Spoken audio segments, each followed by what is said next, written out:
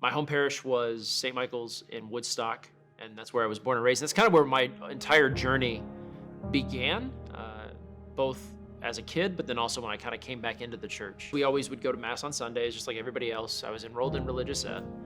And then by about the time that I hit middle school, my family went through some difficult moments. And I remember asking my parents the question, like, why are we doing this? And we really didn't have a good answer. And so we just kind of stopped. Everything kind of just fell away.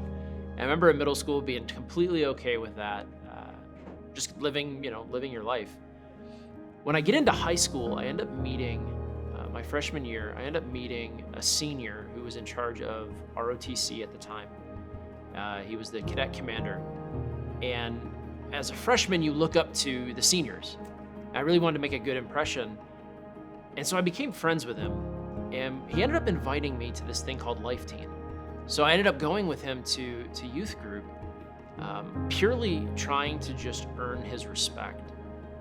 But what it turned into was a real encounter that freshman year of meeting people that love the Lord, seeing my peers who could like Jesus, but also just have fun together.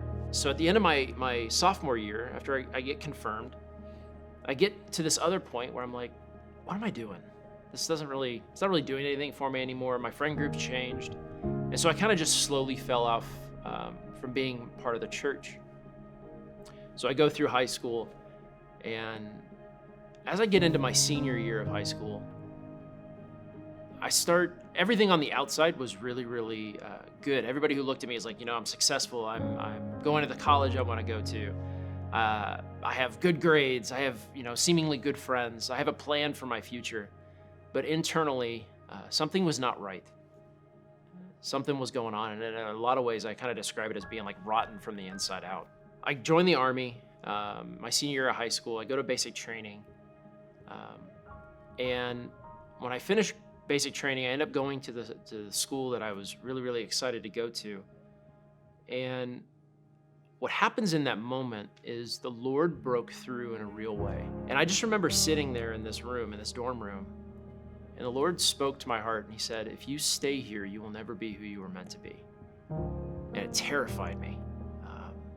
It terrified me in a good way, because it wasn't an accusative voice, but it was a father's voice. And it took me a long time to recognize that. But I left that school, and I came back into the church, and I got involved in my home parish. I got involved at the Catholic center of a different school that I ended up going to.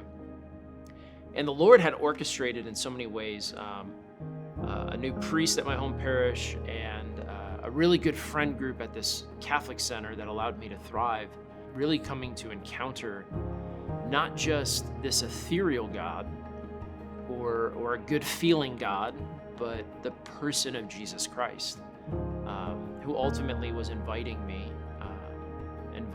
into a vocation with him. The first time that the idea of the priesthood ever entered into my mind was actually, once again, my freshman year of high school at Steubenville Youth Conference. It wasn't until I was in college and I was starting to do a lot of youth ministry. I was giving talks and things like that.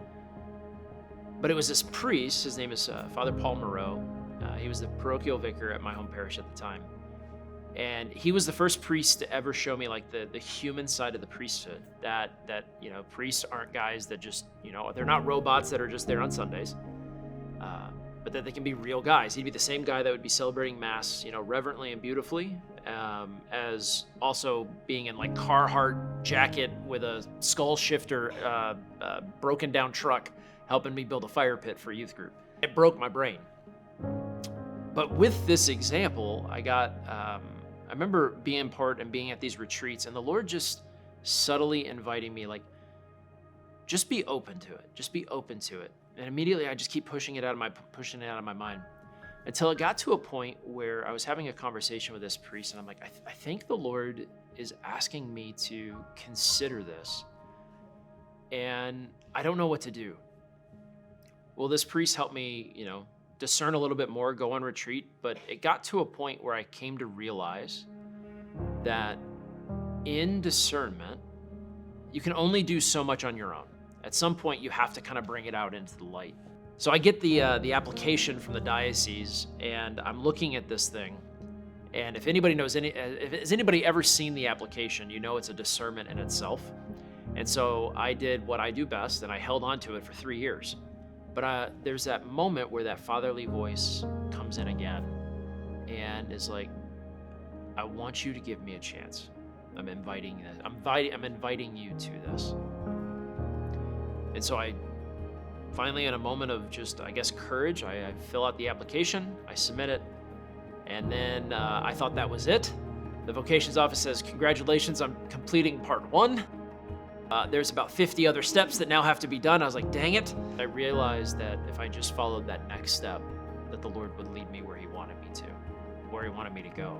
So going into the seminary, you have this ragtag group of men that are just trying to follow the Lord. And some are doing it this way, some are doing it that way, but ultimately, there's something so beautiful about the fact that these guys are all seeking after the same thing, which is the person of Jesus Christ. I remember sitting at Life Teen Camp Covecrest, where a lot of my own story took place. And there I am, the teens are in the room getting a talk by one of the missionaries. And I'm sitting there outside because the priest couldn't join us at the time. And I'm just sitting there. We're going to be going from this talk into a period of adoration. And I remember sitting there with Jesus in my hands, and I'm all vested as an acolyte, just getting ready to expose our Lord. And I remember looking at him, and then in the truest way possible saying, "Lord, I want to be your priest."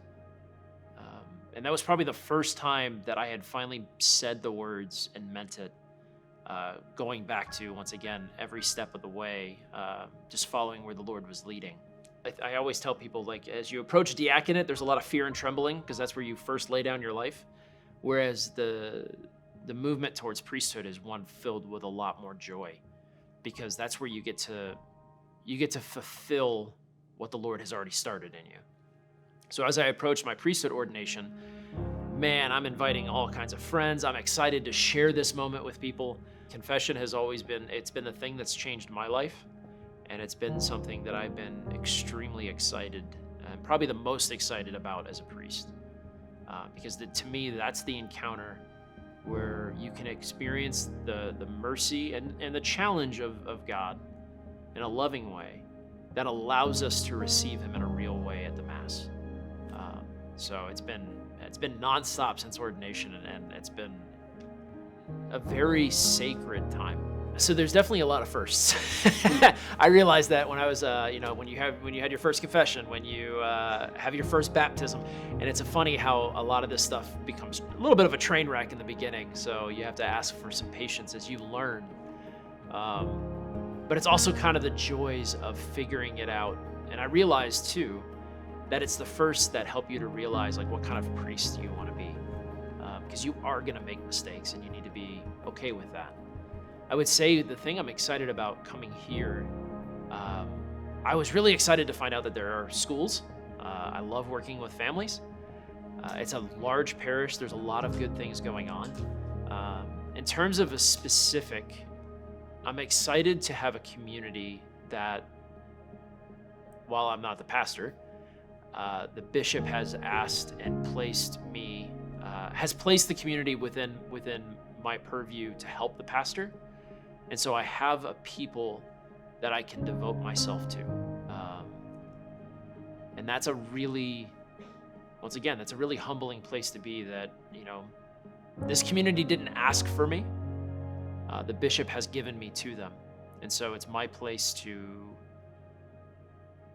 earn that love. Every man ordained as a priest is called father. But that's a title, and it takes a time to be able to earn that recognition, to not just have it in a title, but to truly learn to become a father to a community. And I think that's what I'm the most excited about, is I have a people that I can walk with and journey with.